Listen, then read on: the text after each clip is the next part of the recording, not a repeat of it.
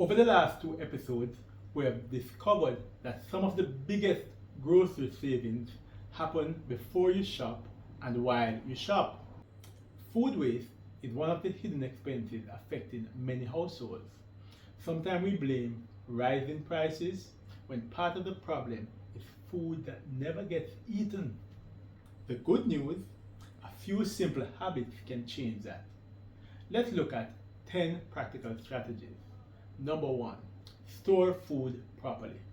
The way you store food affects how long it lasts. Some fruits should stay on the kitchen counter. Others belong in the refrigerator. Leafy vegetables stay fresh much longer when stored properly. Herbs, fresh seasonings, and cut fruits all benefit from proper storage.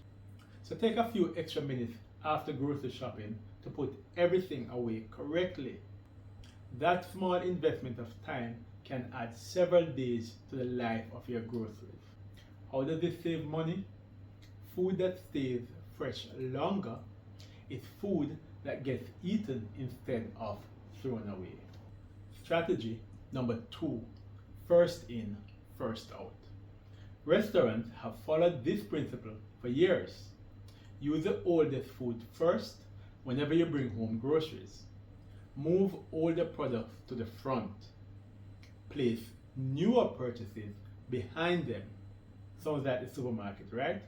So whether it's milk, canned goods, yogurt, or bread, train yourself to use the oldest items first. It's a simple habit, but a powerful one. How does it save money? Well, it prevents perfectly good food from expiring before your family has a chance to enjoy it. Strategy number 3, label and date everything you freeze. Your freezer can save you money. Did you know that? But only if you know what's inside. Whenever you freeze food, write the name of the item and the date it was frozen. Without labels, containers become mysteries. And eventually, nobody wants to guess what's inside. And far too often, the food ends up in the garbage. How does it save money? Labeled food gets used, forgotten food gets wasted. Here is strategy number 4. Love your leftovers. Let's change the way we think about leftovers. Think about it. They're not yesterday's food, they're tomorrow's opportunity. Leftover roast chicken can become sandwiches, chicken wraps, soups, or can be used as fried rice. Leftover rice becomes vegetable rice. Cooked vegetables can go into soup or a stir fry. So think creatively. Every leftover meal is one less meal you have to buy. So how does this save money? Leftovers aren't old food. They are prepaid meals already sitting in your refrigerator. Let's look at strategy 5. Freeze more foods. Many people underestimate the freezer. Bread freezes well, grated cheese, seasoned meat, soup. How about cooked peas? Yes, and there's also fresh herbs. Even ripe bananas for smoothies do well in freezing. Freezing extends shelf life and gives you greater flexibility throughout the week. My wife and I freeze many items because it makes meal preparation quicker and reduces waste. How does this save money? Freezing helps prevent spoilage and allows you to enjoy food longer after your grocery trip. Strategy number 6. Rotate your pantry regularly. Every few weeks, check your pantry. Look at the expiry dates, move older products to the front, newer purchases behind them. You may even discover products you forgot you had. Sometimes we buy duplicates, not because we need them, but because we forgot they were already in the cupboard. So how does this save money? You avoid buying what you already own, and you reduce unnecessary waste. Strategy number 7. Cook the right amount. and a lot of people are guilty of this. Preparing enough food is wise. Preparing far more than your family can eat isn't always economical. Plan portions based on your family's actual needs. If you're intentionally cooking extra for lunches or another meal, well, that's excellent. But avoid cooking so much that food repeatedly ends up in the garbage. How does this save money? Less waste means more value from every grocery dollar. Strategy number 8. Give food a second life. Before throwing food away, ask yourself, can this become something else?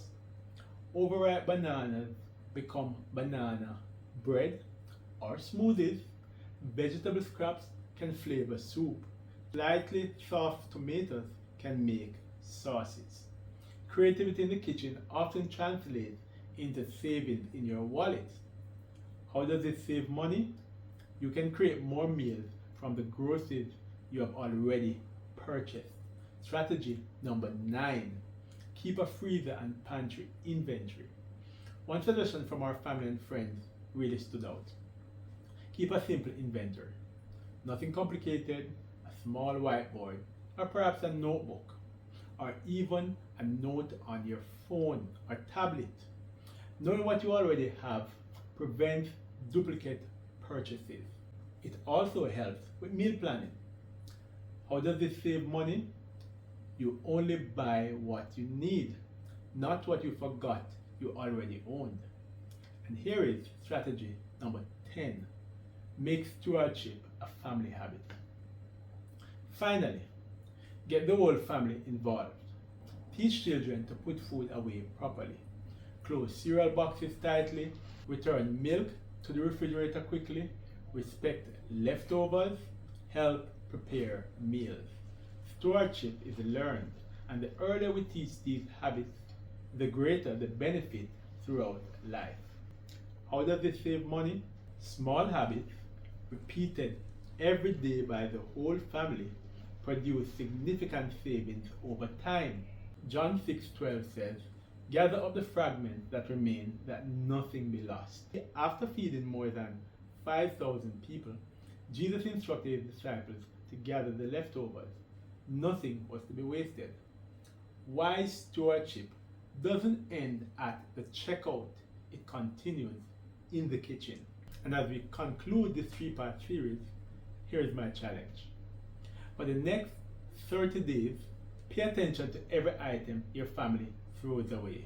Before putting food into the garbage, ask yourself one simple question. Could this have been planned better? If the answer is yes, you have identified an opportunity to save money next month.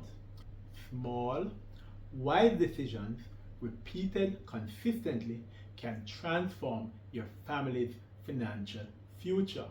Imagine saving just $2,000 extra every month. That's $24,000 every year. Save $5,000 every month, and that's $60,000 each year. Get it? What could your family do with that extra money? Pay down debt? Build an emergency fund?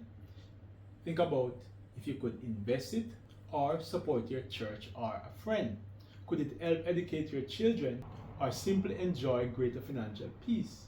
That's what wise stewardship is all about. And I'd love to hear from you.